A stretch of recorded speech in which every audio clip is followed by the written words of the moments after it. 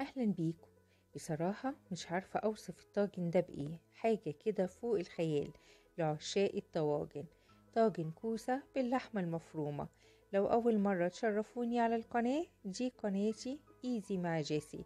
ولو عجبكم الفيديو اتمنى ان انتوا تشرفوني بالاشتراك وتفعلوا زر الجرس على علامة الكل عشان يوصل لكم كل الفيديوهات الجديدة. ويلا بينا على الفيديو عشان نشوف وصفتنا.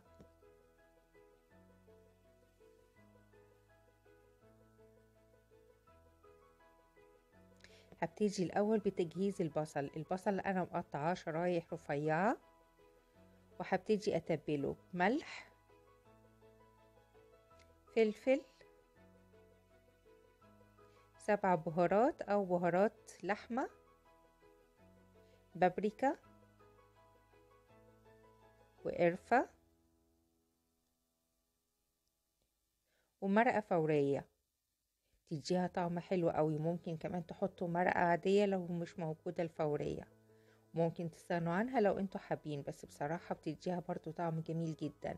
وابتدي ادعك البصل حلو قوي بالشكل ده كده علشان يتشرب من التوابل وينزل ميته. شايفين انا بضغط عليه جامد ازاي؟ انا عايزاه يدبل معايا وانا بضغط عليه. ده كده الشكل اللي انا عاوزاه. معايا لحمة مفرومة اي كمية بقى انتوا حابينها، وحسب كمية برضو الكوسة اللي عندكم، ربع كيلو ونص كيلو زي ما انتوا عايزين. وكمان طماطم مقطعة صغير، وتوم، توم مفروم.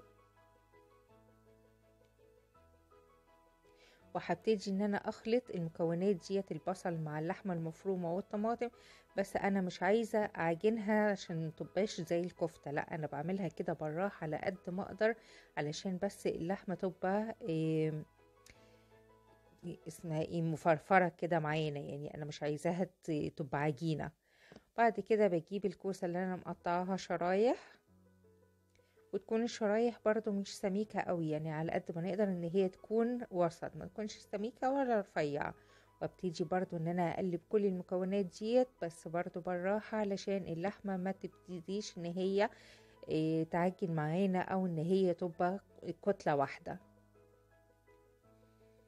بجيب الطاجن، انا ما بدهنهوش اي حاجة، انا هكتفي بالدهون اللي هي هتنزل من اللحمة المفرومة، لان هي كانت فيها نسبة دهون، فانا مش هحط فيها اي حاجة. حابين ان انتوا تحطوا دهنة ضاني هتبقى جميلة جدا، لو انتوا حابين الخضار بالدهنة الضاني. لو حابين ان انتوا برضو تحطوا قطعة من الزبدة او السمنة، ديت حاجة برضو راجعالكوا، بس انا بصراحة اكتفيت على كده. معايا مية سخنة ودوبت فيها الصلصة، وهحط فيها سكر وشوية بس ملح وفلفل وقرفة علشان نضيع طعم الصلصة ونظبط طعمها. وابتدي اقلب الصلصة حلوة قوي. بعد كده بحطها على الطاجن بتاعنا، بوزعها عليه حلوة قوي بالشكل ده. لو برضو عندكم شوربة هتودي الطاجن ده برضو في حتة تانية خالص. ابتدي اوزع المية بالشكل ده كده، وازين من فوق بشرايح من الطماطم بالشكل ده. كمان بما اني ما حطيتش شطة خالص فيها، فانا هحط القرن ده كده من فوق، يعني يديها طعم كده وشكل كمان. وهتبل بس الطماطم من فوق بحاجة بسيطة بالملح والفلفل. كده خلاص بقى الطاجن بتاعنا جاهز. هدخله على الفرن درجة حرارة عالية، اعلى درجة حرارة موجودة عندك في الفرن، وهحطه على الفرن من تحت خالص من غير اي شبكة. وكمان هغطيه، يعني انا ما جبتش صورة وانا بغطيه هنا اهوت، بس انا غطيته وهو في الفرن لحد ما يبتدي ان هو يغلي علشان يسرع كمان معايا عملية السوا. اول ما يبتدي ان هو يستوي 3/4 سوا، بشيل خلاص الغطا وبسيبه لحد ما يبقى مستوي وبالشكل ده.